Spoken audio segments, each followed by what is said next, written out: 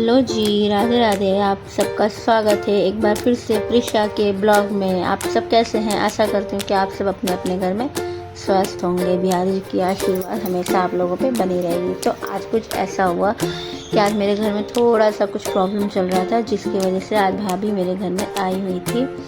तो आज कान्हा जी का भी सेवा करना था, ठाकुर जी जो हमारे घर में विराजमान है उनका भी सेवा करना था। तो मुझे नहीं करना था क्योंकि मेरा थोड़ा माइंड डिस्टर्ब चल रहा था। तो भाभी ने कहा कोई बात नहीं, मैं हूँ, मैं कर दूँगी, आप मैं संभाल लूँगी सब कुछ, आप टेंशन मत लो, परेशान मत हो।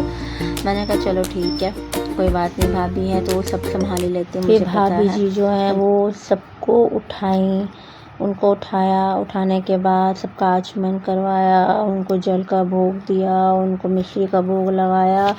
भोग लगाने के बाद यहाँ पे सब स्नान कराने की तैयारी में लग जाते हैं। तो एक एक कपड़ा, वो तो यहाँ पे जल्दी रहती है नहीं, तो उनको पता नहीं होता है कहाँ क्या रखा है कहाँ क्या नहीं रखा। तो मैंने अपने बेटी से बोला, बाबू जाके आप ना एक बार आंटी को दिखा दो कहाँ कहाँ क्या क्या रखा है, या आप ला के दे दो, वो अपना आराम से कर लेंगे तो उनको थोड़ा सा हल्का हो जाएगा। तो वो ला के देती है एक एक चीज़, और भाभी जो है ना सबको स्नान कराने की तैयारी में लग जाती है, क्योंकि टाइम लग जाता है ना ठाकुर जी का सेवा करने में। और फिर मैं यहाँ पे रेडी हो गई, नहा धो के थोड़ा सा बताने लगी भाभी के पास आके।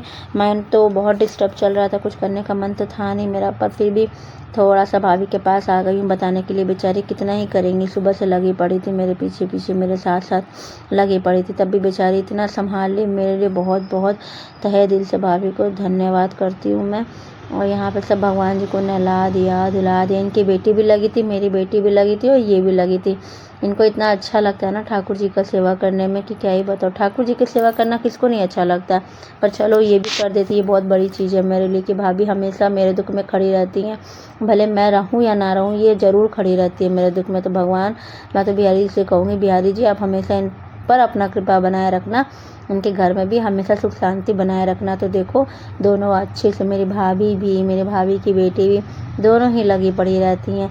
ठाकुर जी को ये कर दो, ठाकुर जी को वो कर दो, ठाकुर जी को ऐसे कर दो, ठाकुर जी को वैसे सजा कर रखो। उनका श्रृंगार किया, उनका आरती किया, उनको स्नान करवाया, उनको भोग लगाया, सब कुछ कर करा के वो फिर अच्छे से, मतलब मुझे लग ही नहीं रहा था कि ये कोई और श्रृंगार किया। वैसे तो मेरे ठाकुर जी को कोई भी स्नान कराता है या श्रृंगार करता है या भोग लगाता है या कुछ भी इनका करता है ना, पोशाक पहनाते, तो मुझे भाता नहीं है। पर मेरी भाभी जो ऐसा है, पहली बार उन्होंने मेरे सब ठाकुर जी को अपने हाथों से स्नान करवाया, सब कुछ करा, तो मुझे अच्छा लगा।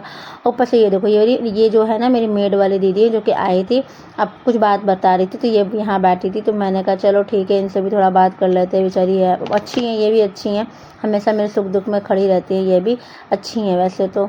और यहाँ पे फिर थोड़ा सा काम वाम होने के बाद फिर मैं यहाँ आ जाती हूँ अपना ठाकुर जी की पोशाक सिलने के लिए, क्योंकि मेरा मन ना बहुत ज़्यादा उदास था, तो कुछ ना कुछ तो करना था। तो मैंने कहा चल ठीक है, बैठ कर थोड़ा सा ठाकुर जी का पोशाक सिल लेती, तो शायद मेरा मन थोड़ा इधर से उधर भटक जाएगा।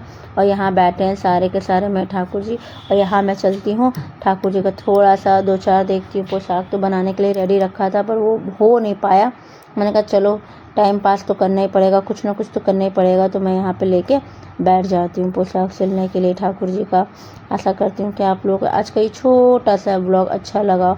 अगर अच्छा लगा हो तो एक लाइक सब्सक्राइब ज़रूर कर देना। राधे राधे।